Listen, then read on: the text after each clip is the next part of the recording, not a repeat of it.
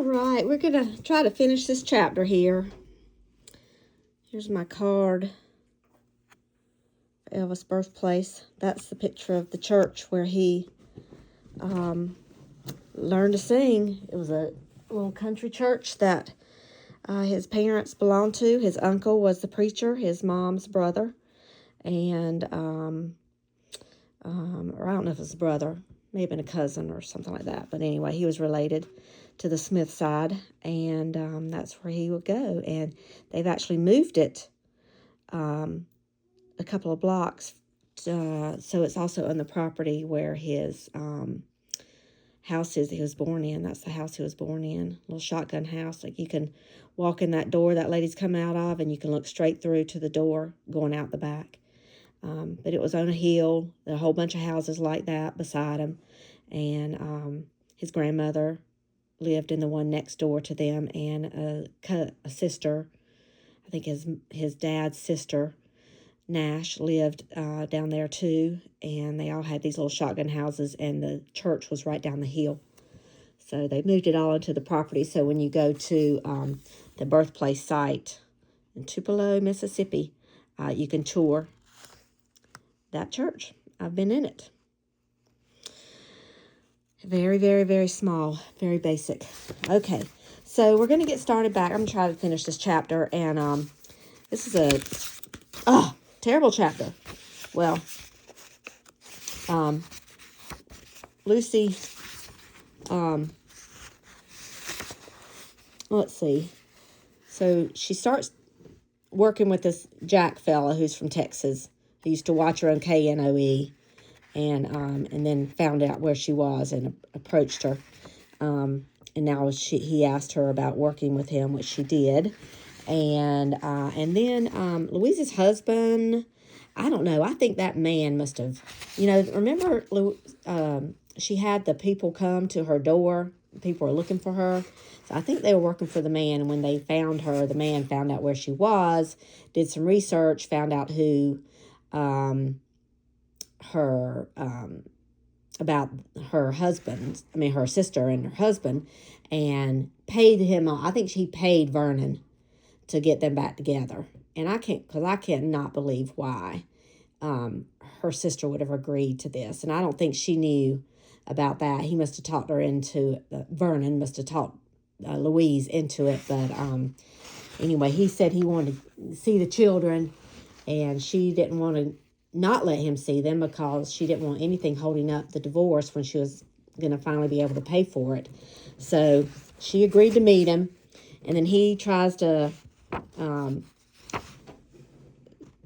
get back with her, and he gets forceful. She, tells him that just being around him repulses her, and he twists her arm behind her back, and all that hatred shown out of his eyes again, and she jumped out of the car while it was driving down the road, and so apparently the man left, and she came to, and her sister was there. And then she started reading about Elvis coming back, and that he had a girlfriend, and Jack proposes to her, and that's just kind of where we are. And I included a couple. Hold on just a minute. Okay, where was I? Said the dogs were in the room with me. I had to let them out. What was I going to say? Oh, I included a couple videos of Elvis being supposedly sending messages to Lucy when he came back and gave his interview, and from when he came back from the Army. But I didn't see him cover his ears in that particular interview. There was a point when they asked about anyone he wanted to see, and he kind of put his hand up to his forehead and kind of closed his eyes like he was thinking, oh my God, why are they asking me these questions? But I didn't see him cover his ears, so that could have been in another interview. He gave 2 interviews when he came back. So I think one was in London and one was in the U.S., and I found the one in the U.S. The one in London, I couldn't find the whole video. I just found like a snippet of it. And then on the Frank Sinatra special where he held his arm up, towards the end. So it's like he's trying to send messages to Lucy. But she missed that one on Frank Sinatra. All right, so here we go. We're going to get back and hopefully try to finish this chapter, which is going to go, so like now we're in 1960. He came back in March of 1960, and the rest of this chapter is going to take us up to 1967, so it's going to fly. All right. Each new account of his continued success made him grow more distant. I stopped reading the stories. I turned the channel when he appeared on TV.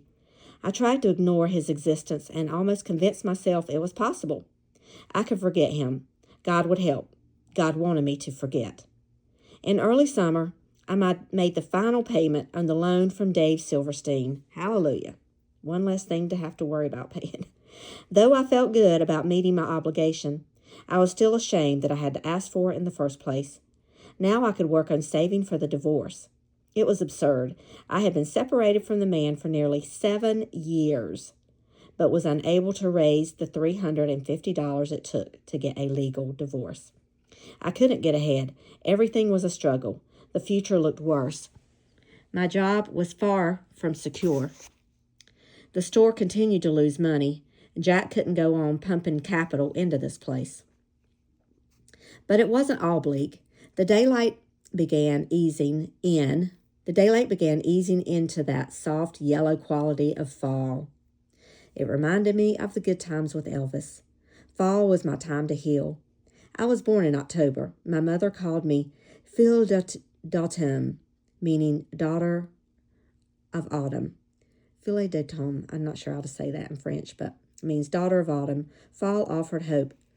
Jack was also full of hope that autumn. He sensed a calming in me and began acting less dour. I agreed to have him over for dinner. Desiree rushed to the door when he entered, froze in her tracks, and stared wide-eyed at him. She had such serious eyes. I saw Elvis in so many of her expressions. Forgetting him appeared impossible. Jack was bent on changing that. His low-keyed pursuit lacked overbearing aggression. That made it tolerable. His cards were on the table, and he was content to give me all the time I needed to evaluate his offer. After dinner, Jack upped the ante. He had purchased a spacious ranch house in Alexandria's most prestigious suburb. He told me that he bought it for me. I was welcome to move in whenever I wanted. For the first time, I felt a twinge of temptation. I was tired of my old, creaky, rented house. Remember, she rented this house so she could get out of Louise's house because Vernon, her husband, made her feel uncomfortable. So now she was in this rented house that she found on the spur of the moment. So she was tired of her old, creaky, rented house. A ranch house set on a nice lot would certainly please the children. And Jack wasn't such a bad man. He had been an executive with a large oil company and had his own business, even if it was struggling. He was nice-looking, well-groomed, had good manners, and didn't appear to be violent. Many women around town considered him a good catch. I came back to reality. There was a giant flaw in that version of the American dream. But you don't love me, Jack. You said it. You've admitted it. Don't you love anyone? For the first time, I saw emotion in Jack's face and eyes. There had been someone. I did love once. She ran off and married somebody else. Love gets you hurt. You must be strong. What a sad outlook. But weren't those my own sentiments? Did I appear as emotionally barren to Jack as he appeared to me? I realized it was true. We had both been scarred by love, and neither of us expected to love again. His confession made me open up a little. I told him about my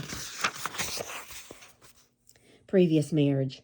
I warned him that my estranged husband was still capable of anything, including violence. I explained that I had never had enough money to pay for a divorce. Jack offered to rectify that on the spot. I thanked him and declined. Just as things were beginning to warm, a scream came from Desiree's bedroom. I ran in and found her rigid. Blood was trickling from her mouth. I grabbed Desiree and Jack rushed us to the hospital, narrowly avoiding an accident on the way. For an instant, I thought Desiree was going to die. The emergency team was quick to react. Desiree had gone into convulsions and was burning with fever. They packed her own ice to cool her down. When things stabilized, I was surprised to see Dr. Easterling coming out to talk to me. "Your baby is going to be okay, Ms. Presley," he said. The joyful relief braced the shock of hearing the name. I had forgotten about that. He explained that Desiree had a throat infection and had bitten her tongue. He advised me to go home but didn't protest when I insisted on staying. In the quiet of the darkened hospital, my anguished thoughts turned to Elvis. Did he care that his daughter had almost died? Couldn't he sense it? Wherever he was, wouldn't some inner feeling alert him that his child was in trouble? I was being unfair. Even I was beginning to expect Elvis to be superhuman, and I had known him as a young country boy before he was a star. If he knew, he'd be here beside me. He'd hug me and cuddle Desiree and assure us that everything would be all right. That was the type of man Elvis was. He couldn't have changed. That was the reason I could never tell him about his daughter. If I called him, Elvis would come. He'd dutifully take his place beside me, beside a 24-year-old married woman with a dark past and 4 children, one of whom was his. The shiny new image of the obedient soldier that the colonel had cultivated would be gone. The comeback washed away in scandal. I couldn't ask that of him. Not for myself, not for my daughter. Maybe one day the sacrifice wouldn't be so great.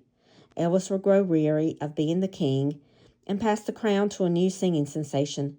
The crowds would dwindle and the spotlights would dim, and nobody would care if Elvis Presley slipped away and married a divorcee with 4 children. The fame had to let up. It was so intense it couldn't last forever. I would be patient. I get that. She didn't want to ruin things for him right now as he's coming back to his dream of performing, being a singer, and he's hot. He's still hot. She just didn't want to interfere with that. Desiree recovered quickly and was released from the hospital a few days later. I was able, over the next few months, to stash away the money for the divorce. I traveled back to Monroe to go through the final procedure. I didn't look forward to it. I spotted the man as I entered the courtroom. He looked older, smaller, and not as threatening. I thought again of all the things he did to me, all the times he beat me and forced himself upon me. I still hated him. He was to blame for my losing Elvis.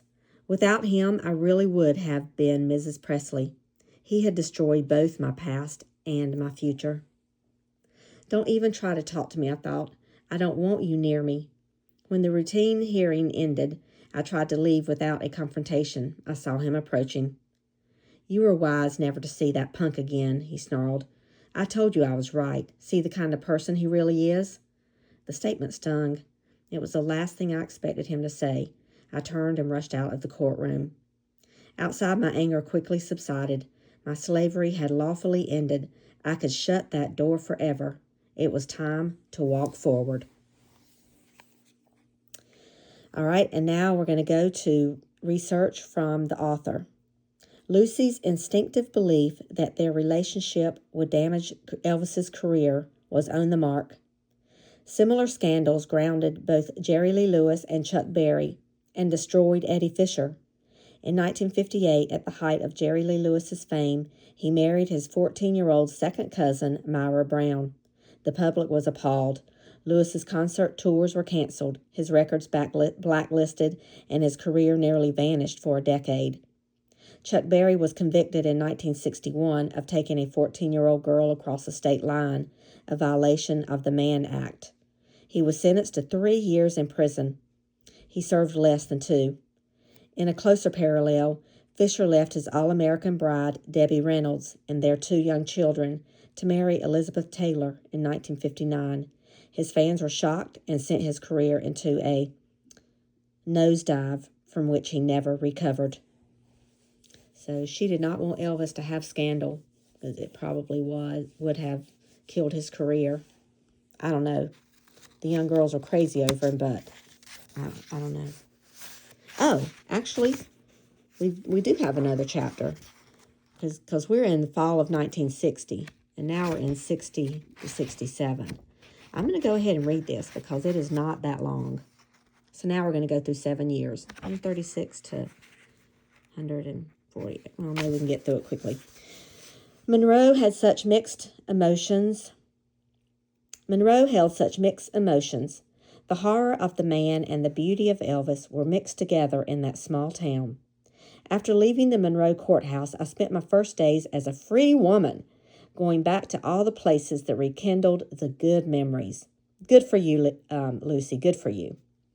The levee at Forsyth Park, where they went and hang out after they sang together at that wedding. The St. Matthew's Choir Loft, where he surprised her. The Paramount Theater, where they went to the movies and saw Desiree. And our spot on the river across from the country club.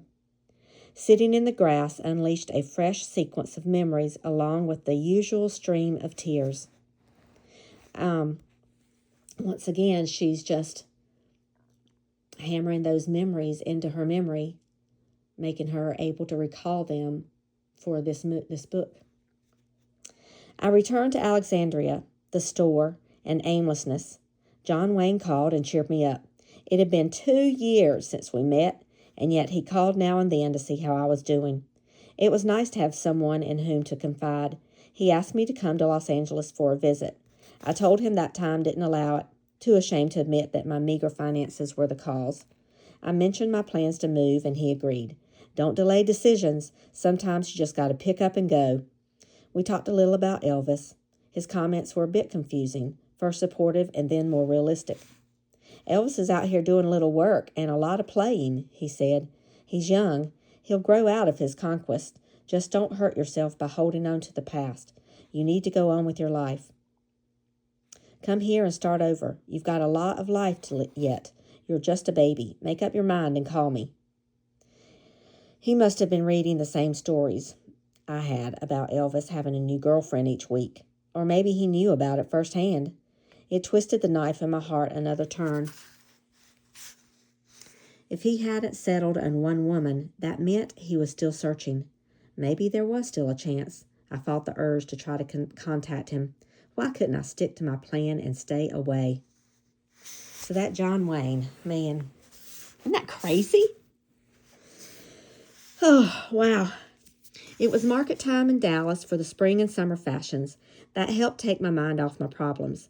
I brought Desiree with me and left the older girls, Deborah, 12, and Melody, 9, to help my mother watch 6-year-old Denise. During a break between shows, I nonchalantly picked up a magazine that was lying around and noticed there was a big story about Elvis and his latest love. Only it wasn't his latest love. It was that girl in Germany. The story dubbed her his bride-to-be and detailed elaborate plans to bring the teenager to Graceland. She would finish school and then they would marry. This story was unlike the accounts of his Hollywood girlfriends. It mentioned marriage plans and details. Was it true? How could I contact him if he was going to say, "Sorry, baby, I found someone else"? It would destroy me to see the detached look in his eyes. My fear of rejection was so overpowering, I'd rather hide and hope. There was a saying, once you love and the love dies, it goes back into the heart and returns in the form of tears to wash away the hurt. How true. My mother's words also came to mind. God never gives us burdens we can't carry. That had always been my motto. But when would the burdens end? I carried enough for 10 lifetimes. John Wayne's advice came to mind. Start over. Don't wait. Forget the past. You got a lot of life yet. A lot of life and a lot more sorrow. Jack had accompanied me to Dallas on this trip to learn something about the business he was in. That made it worse. At the apparel mart, I walked the long halls that were filled with clothes, trying to keep my mind on work, but thinking only of Elvis and his teenage import. Jack asked me to lunch and said he had something to talk about. We sat down at a nearby cafe and ordered. With his business expression still intact, he asked me if I had thought any more about getting married. "Oh, sure, if you wish. Why not?" I said sarcastically. He missed the sarcasm and heard only my words. "How about right now?" "You mean with no plans or anything?" "Sure." I had hit rock bottom. Unwanted, rejected, my dreams shattered, my life over. Elvis didn't want me anymore. If he had, a man with his resources would have found me. How could he want me? He had his little girl and all the other women in the world. Even if Elvis wanted to, the Colonel would never let him marry me. If I got married, at least my children would have a home and would be taken care of. Maybe by getting married, I could solve my problems. My children's future would be assured. Elvis would be behind me forever. I could end the agonizing emotional tug-of-war going on in my heart. If he did find me, a marriage would prevent us from starting up again and facing the same problems that destroyed our relationship before. I didn't think I could go through that again. Elvis was better off without me. Hadn't I always believed that? In the grief that swept over me after reading the story about Priscilla, marriage appeared to be a solution. Jack called for a judge and somehow rounded up one on the spur of the moment. We left for the Dallas courthouse, and when we got there, the license bureau clerk wanted proof that I was old enough. Where was he 13 years ago? I had to call someone in the market to confirm that I was older than 18 and didn't need my parents' consent. I went through the process in a daze. Judge Pierce McBride said, "You're supposed to say I do," snapping me out of my fog. I hesitated. I forced myself to think dark thoughts. Elvis had referred to Priscilla in the story as the only woman I've ever loved. It was over. I had to let go. I had to let him go. I do. She did it. We left immediately after the ceremony and drove back to Alexandria. Shortly after our marriage, Jack told me that he was losing money at the store, and now that I was his wife, I had forfeited my $100 a week salary. Wonderful. Wow. So this might be 1963 because Priscilla came. She came once in like 61 or 62 for Christmas because he was still dating Anita. And Anita approved the visit. And so he said she was just a friend whose dad was a general or colonel in Germany, and she wanted to come back to the United States. And she was just a friend. So Anita was like, okay. So he brought her here, and once again, wooed by her beauty, she went back, and then she wanted to come here to stay. And she was like, please talk my dad into it. You can talk him into it. Well, this is a whole nother story, but I'll just open up a little bit of a can of worms, but I'm not going to get into it. Priscilla's parents were swept off their feet that Elvis loved their daughter and thought that it was so cool that the king of rock and roll, this giant star, loved their daughter. And they just saw money signs in their eyes. Priscilla, when Elvis came back to the United States, she went back to high school and had boyfriends galore, and she and the quarterback of the football team were a hot item. But her parents wanted her to get back with Elvis, and she thought that that was like pretty cool. The fact that he was still interested, and he would call her every now and then, just a few times a year, but every now and then. And so they agreed that Elvis would let her. And so when she was a senior in high school, people say she's 14, but no, she was 14 when she met him. That was in 1959. So this is 1963. They agree to Elvis' pleas to let her come to Graceland. She was going to live with his dad and his wife in a different house, which was back behind Graceland. You could walk through the pasture and go through the fence and be in their backyard. So it was back there. And she was going to finish school there. He would get her into a nice private Catholic school, and she could finish her second half of her senior year. She was going to turn 18 in May, so she was 17 and a half. So she, and when at this point, Anita had overheard a conversation between Elvis and his dad that he couldn't decide between Anita and Priscilla. And so Anita said, well, I'm going to make that decision for you. We've been dating 5 years, and if you are torn between me and another girl, I'm out of here. So she left him, and it was a terrible, terrible breakup. They both were just beside themselves crying. And he apparently was off his rocker for a couple of days, and she was too, following her mom around the house crying, but she did not call him back, and she stood her ground. And so Elvis changed his, moved his attention to Priscilla, although, so Priscilla moves to the U.S. Sometime the spring of 1963. And he is in the middle of filming a movie called Fun in Acapulco. And she comes out to Los Angeles with her dad. And then they go back to, when he's done filming, they go back to Graceland, and she gets all settled in at his dad's house. And so that's what she's talking about. The news stories is probably, so I guess we're in 1963. So she's like, well, he said in the news stories that she's the only woman he ever loved. Well, that's because she said never to say anything about me. Please don't ever. From the very beginning, remember, from the very beginning, he wants to tell his mom. She's like, no, don't tell anybody. Let's keep this secret. And so he has not told anyone. And the news stories can make up stuff, whatever they want to say.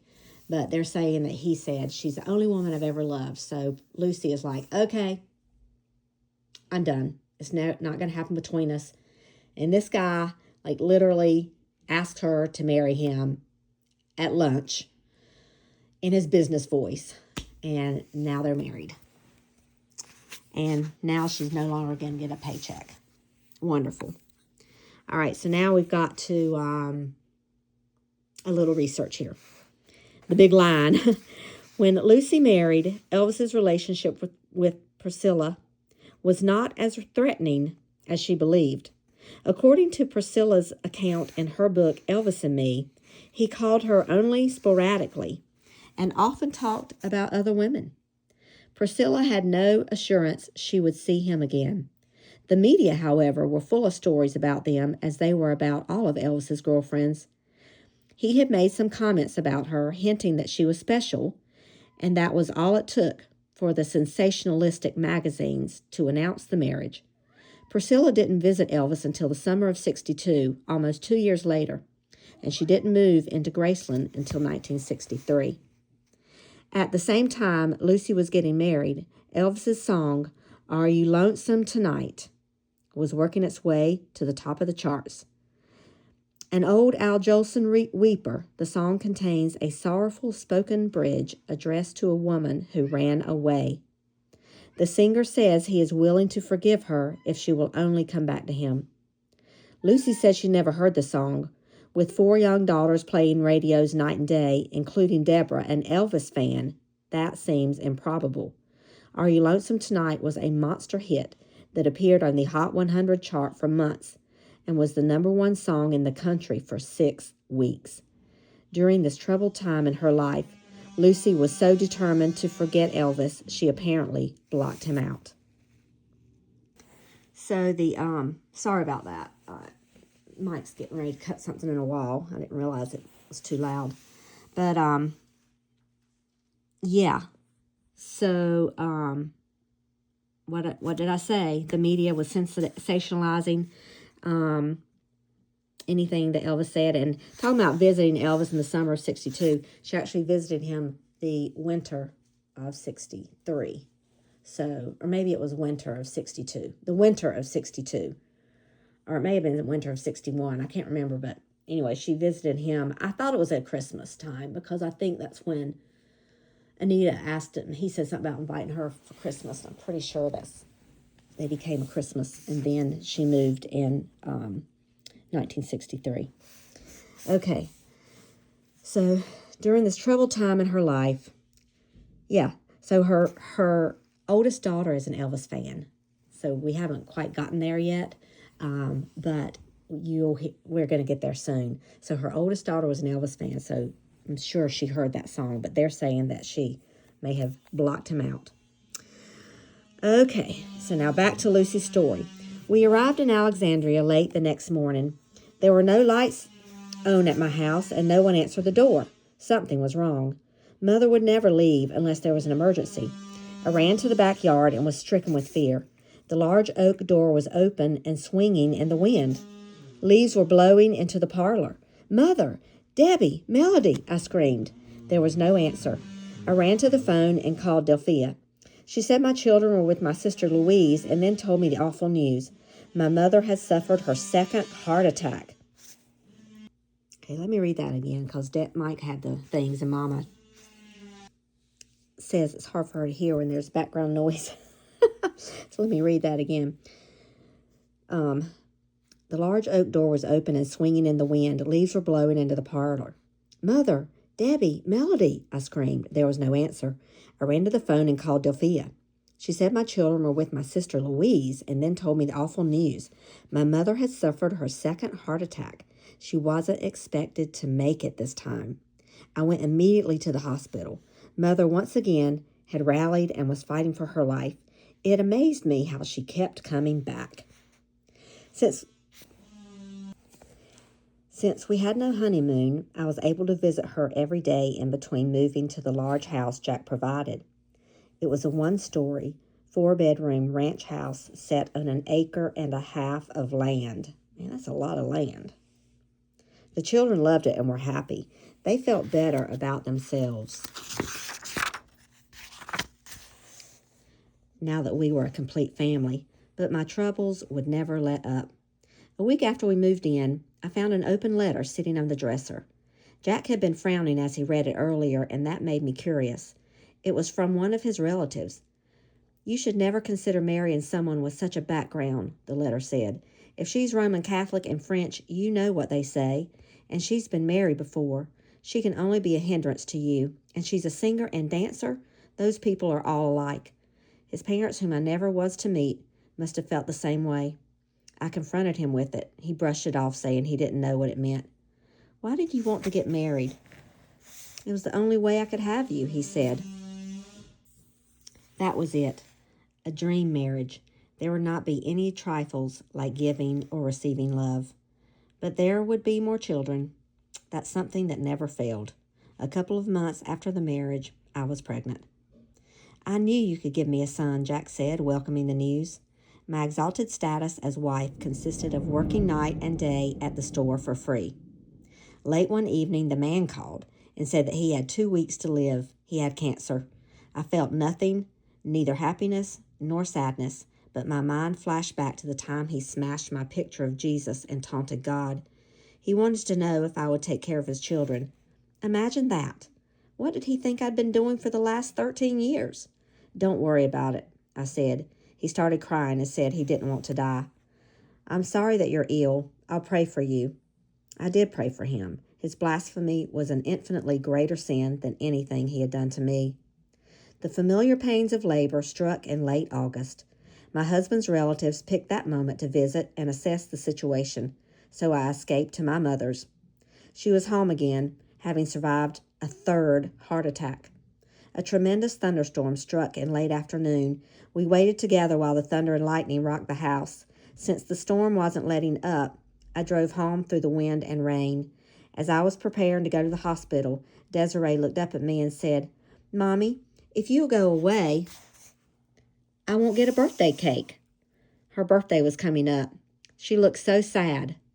Yeah, it was I can't remember, the 23rd, August 23rd. She looked so sad. I dropped my things and went into the kitchen and made her a cake. The contractions hurt and were coming closer together, but I didn't want Desiree to be without a cake in case something happened to me. When I finished icing it, Jack drove me to the hospital. Can you believe she just did that?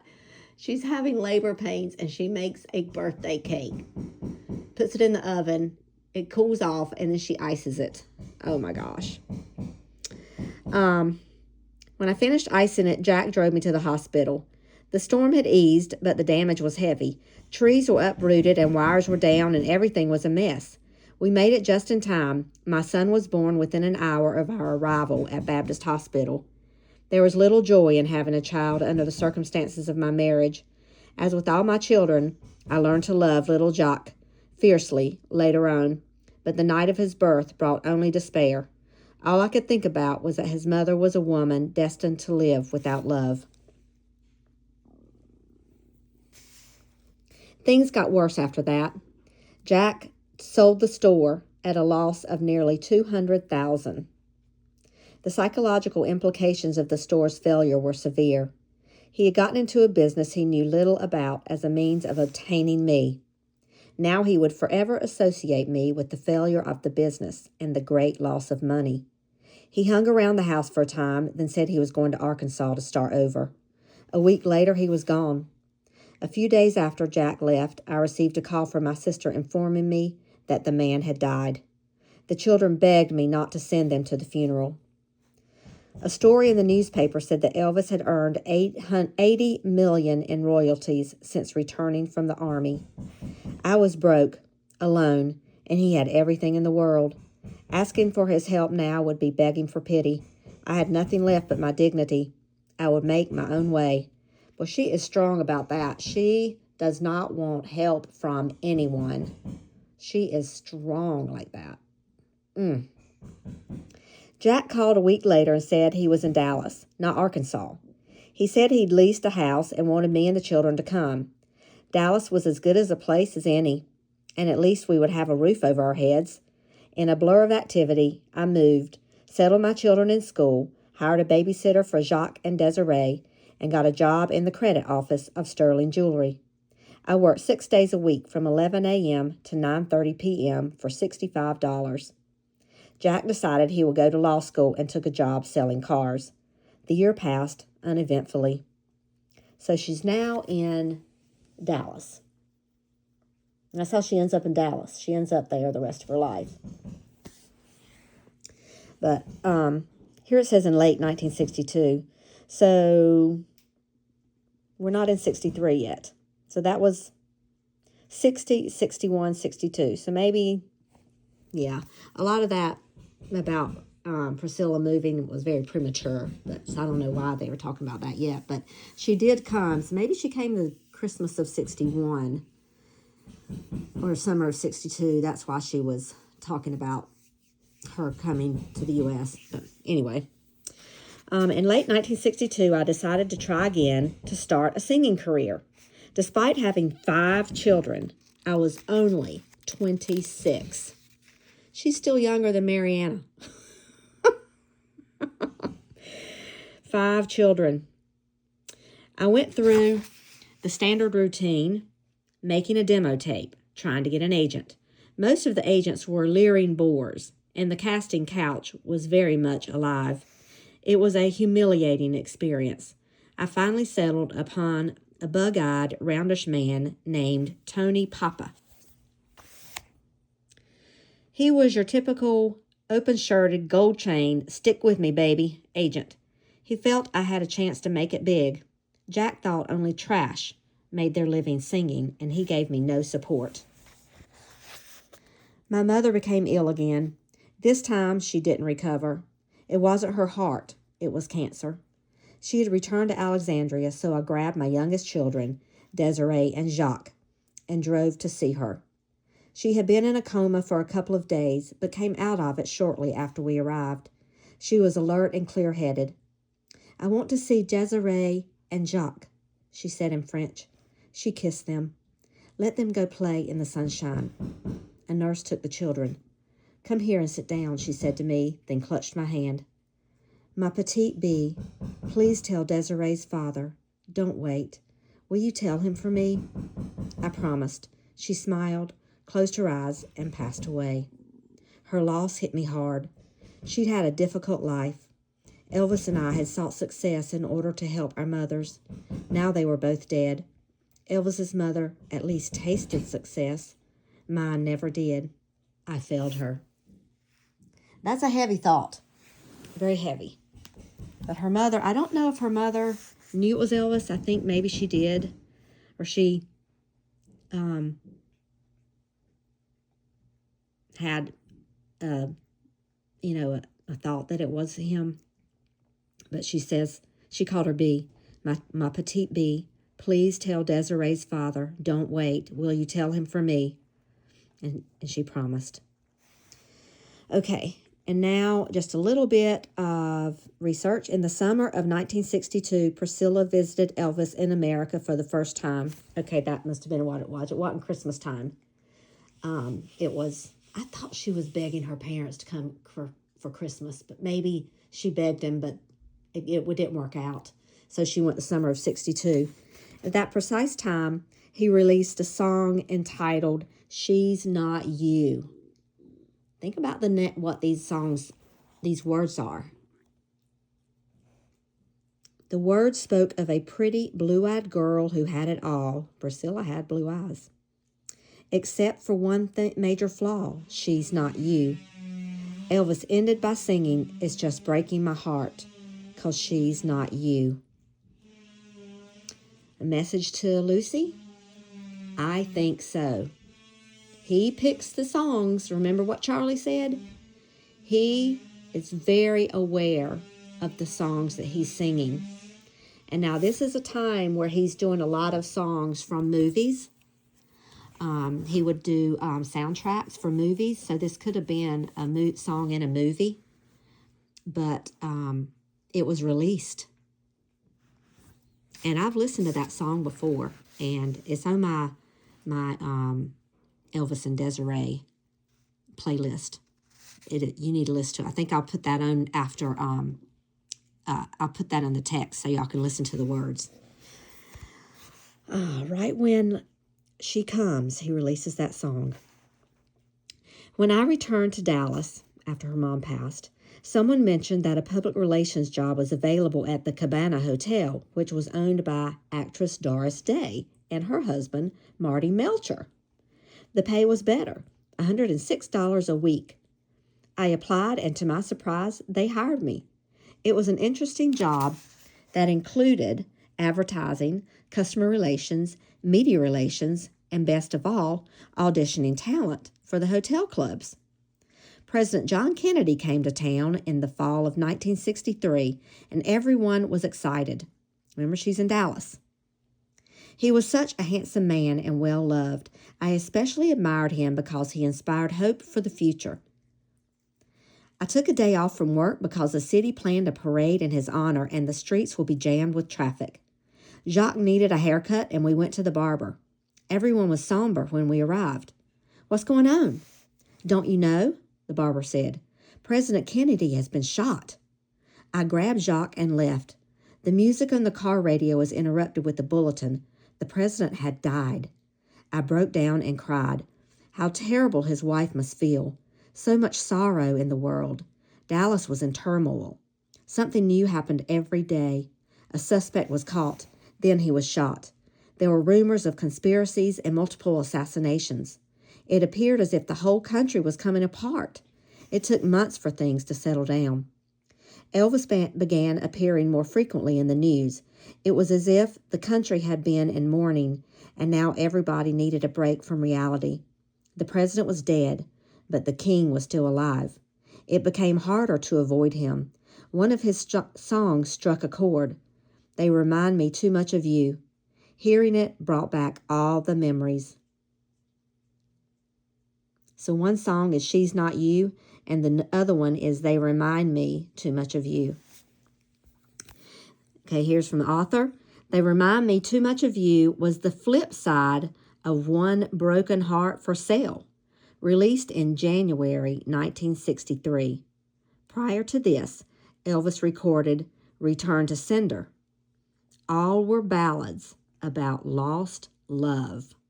Remember him? He's picking the songs that he wants to sing.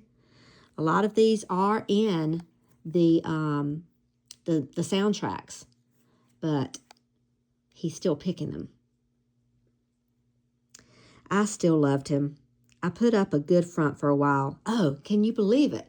She was living in Dallas when President Kennedy was shot there. And she was going to go to the parade for him after the haircut. I guess she was planning to do that. Oh my gosh. I still loved him. I put up a good front for a while, but nothing had changed. My foolish pride diminished enough for me to realize I never gave him a chance to decide for himself what to do about us.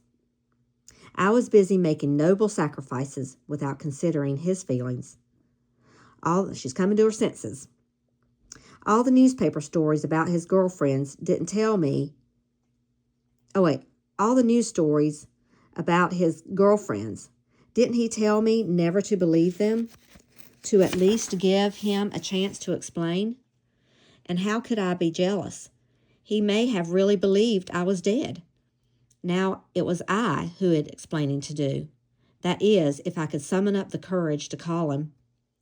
In 1964, I changed jobs again, taking a position as marketing director for Allen Case Ltd. It paid $100 a week plus commission. Mr. Case was a stage and television actor who was opening a boutique as a sideline. He was trying to promote fur coats for men. He played on the television series The Deputy with Henry Fonda and later in The Magician with Bill Bixby and a Broadway play called Hallelujah Baby. I also began taking courses in Christian theology from the Paulist and Jesuit theologians at the Jesuit Preparatory School. That led to certification in 1965 to teach theology to junior and senior high school students in confraternity of Christian doctrine classes. I continued to study voice, including opera, for my enjoyment. Desiree was growing into an extraordinary child. I began teaching her the piano at age 4, and she picked it up quickly. Her personality was becoming more like Elvis's with each year. Gentle, respectful, positive. She was him in body and soul. Her eyes, lips, face, everything resembled his. Even the shape of her hands was identical to his. I loved her so much. The one thing that bothered me was she almost never smiled. Her little face was so serious. She reminded me of a lonely little girl who used to sit alone in an attic many years before. Despite my great love for her, I couldn't bear to call her Desiree. Just before she entered the first grade, I took her aside and said, "Honey, do you mind if I call you by your middle name, Romaine?" She said, "No, Mommy, that's okay." After that, everyone used Romaine or just Rome. So they started calling her Rome. All my daughters were beginning to display unusual and diverse talents. Debbie excelled at music and language. Melody was an artist and poet. Denise was an outdoors type and became a camp counselor. Often we would gather around the piano and sing songs. I enjoyed that so much. Everyone joined in except Jack. He was busy with his own life and grew distant. He complained about expenses, so I made sure he never had to spend a dime on my children. I paid for their food, education, lessons in music, dance, and art, everything. He didn't put up a fight to pay his share. Though the relationship lacked affection and fulfillment, the children had a happy home, so I endured it. The Catholic Church remained a large part of my life, especially singing in the choir and doing occasional solos at St. Paul the Apostle. Desiree took her first communion at age 6 and looked like a little angel in her lacy dress and veil that I had sewn. On the way back from church, I heard Elvis on the radio singing, "Don't Leave Me Now." Tears started rolling down my cheeks. Desiree looked at me and said, "Mommy, don't be sad. It's a pretty song." I pulled the car over and silently hugged her. In early 1965, I fainted at the end of a long day. A doctor confirmed my suspicions. I was pregnant. Jack apologized and said it would never happen again. He kept his word. He often reminded me how fortunate I was that he had rescued me from the gutter. I confronted him a number of times and asked for a divorce, but he always had the same answer. "You'll never disgrace me with a divorce." My 6th and last child, Jacqueline, was born that September. She was daughter number 5, and of all my girls, she will grow to look the most like me. So Jack, the American way of spelling Jack, he had Jacques and Jacqueline named after him, apparently. But she got to use her French words. She got to use his name with French twist. Cleaning, coddling, and diapering another baby and working to keep all the children fed took up most of the next 2 years. There wasn't much in the news about Elvis anymore, and his songs weren't getting played on the radio. It was no secret why. Elvis had let himself get behind the times. His career appeared to be fading fast. I had stopped going to his movies years before, not because of the memories, but because they were so bad. All those silly party pictures, each no different than the previous. What happened to the boy I knew who wanted to be a serious actor like Marlon Brando or James Dean? I never saw either of those two make a single movie of the type Elvis kept making. His so-called brilliant manager appeared to be managing his career right into the ground. Priscilla had moved into Graceland, just as the stories said she would. It seemed as if she had been there forever. Every once in a while, a story will pop up saying that they were married, but the reports were always denied the next day. I still cared deeply for him, but Priscilla's residency and our 8-year separation combined to take the edge off of the pain. That meant I was crying only once or twice a month over him instead of every day. So before I keep going, let me go back to his movies. Elvis wanted to be a serious actor in serious movies, his movies, and statistically, and the Colonel would say, his movies where he did not sing made less money than the movies where he did sing. So it was all about the money. So the Colonel and Hollywood had a formula, and they just plugged Elvis right in, and that was the only kind of movies that he made. There were a couple movies in there that were a little more serious than others, but I don't think that they're all bad. She's talking about here that, they were terrible. Elvis did not like making them. Sometimes he said some of the songs he had to sing in them. He literally would get sick before he would go to record them. There were a few that he just detested. But for the most part, a lot of the movies were decent, or the songs were decent in the movies, and some of them were really good. There were some good songs that came out of movies. Return to Sender came out of a movie.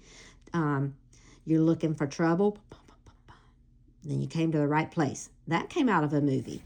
But I've seen a lot of the movies from the 60s, and they're just comedies. A lot of them are comedic, and Elvis was good pulling off the comedy. They were silly. Sometimes I like to think of them as the Hallmark movies of the 60s. He did sing a lot in them, so there are a lot of musicals in them. But they were good. They're definitely worth seeing. But I get it. I certainly get it. He was not happy with them and was ready to get out, but he was contracted, so he had a 7-year contract, and he had to do them for 7 years. And they were making 3 movies a year, so he was out in Hollywood a lot. He rented houses out there for like a year or 2 years at a time, and he would just live there. But as soon as the movies were over, they'd hop in the RV and drive across country and get back home to Graceland. He didn't, as the longer he stayed in California, the less he liked staying there, because he said everybody was fake. He could see through them all, and he just didn't like it. He called it, not Hollywood, but, what was the word he called Hollywood? I can't remember it, but basically that it's fake. All right, next. We're going to finish this chapter because it's going to be an hour. I'm sorry this is taking so long. But anyway, you can stop. Hopefully you stop, and then you pick up the next time after you get, need a break. Okay, so she was crying less and less. I continued to stay busy and tried to improve my life. In the spring of 1967, I enrolled in paralegal courses at Southern Methodist University and volunteered as an entertainment coordinator for the International Visitors Program. The work consisted mainly of setting up schedules for foreign attorneys visiting Dallas and SMU. After so many false alarms, Elvis finally married Priscilla on May 1st, 1967. All the papers ran the story with pictures and fanfare. It was the most attention he had received in years. I had expected it and shaped a life without him, but it still hurt. I couldn't forget the memory of the boy on the hilltop who vowed to love me and only me forever. I went to church and knelt for over an hour, asking God to give me strength and to take the pain away. I prayed that Elvis would be happy and pleaded with God to ease my guilt concerning Desiree. She could never know her father now. Life went on. I changed jobs yet again, hired on as public relations director for Blakely Enterprises, a multifaceted company formed by attorney J. Alex Blakely to handle his many interests, including oil, gas, and real estate. The salary was $162 a week, inching me up the ladder of success. One of the firm's former directors, a man named Lucian Kamenish, was running a hotel in Acapulco. He called when one of his singers had to pull out of a scheduled engagement and wanted to know if I would fill in. Oh, what a nice opportunity. That was a break. When I informed Jack, we had a bitter argument. He looked down on entertainers and related any upswing in my career to a downswing in my morals. The opportunity was thus squandered. Dadgum. Bless her heart. That would have been so fun to go down to Acapulco and sing. My last chance to pursue the dream I wanted since childhood vanished for the same reason all the others had. Someone else controlled my life. I wanted to run away, but thought of my children. She's just so aggravated. I had vowed to always put their interests before my own. They were happy in Dallas. I had many friends and were finally settling in somewhere. On a hot July day in 1967, I was home with Jacqueline when the doorbell rang. A florist presented me with a bouquet of 14 peach-colored talisman roses. Remembering something there? The card read, "True love never dies." It wasn't signed. I called the florist and begged them to tell me who sent them. They stood firm, saying that they were like doctors, lawyers, and priests and weren't at liberty to reveal the sender. But she's suspicious. They wouldn't even tell me why there were 14 roses instead of the normal 12. It suddenly occurred to me, 14 years, 1953 to 1967. Could the flowers really be from him? At work, my mind wandered so much it was pointless to try to get anything done. I told Mr. Blakely I wasn't feeling well and went home. Sitting around idly made it worse. We had a reception and promotion for a French champagne coming up, so I steered my attention to the preparations. Mr. Blakely called, and we discussed the guest list and other details. The phone rang again. I expected it to be Mr. Blakely, with a forgotten question. My hello was greeted by a long silence. The connection sounded scratchy, like it was long distance. "Is this Lucy?" The voice made me tremble. "Yes," I said, the lump in my throat nearly stifling my words. "Who is this?" There was another long silence, then a click. I held on, hoping the voice would come back. The dial tone came instead. The caller was Elvis. I got chills after I've read this book so many times. Oh my gosh, I love this part. So he sends her 14 peach-colored talisman roses, which was her favorite and his favorite to send her. He found her. He has found her. So that was the first thing. The next day he calls to see if the number still works. Or I guess it was a number he was given. Somehow he was able to get the number because she's moved several times. She doesn't have the number he used to have. "Is this Lucy?" "Yes." "Who's this?" Click. All right. We'll start with the next chapter next time. That was July on a hot July day in 1967. So that's where we are. All right. I'll let y'all digest that, and I'll pick up later. Okay, see ya. Bye.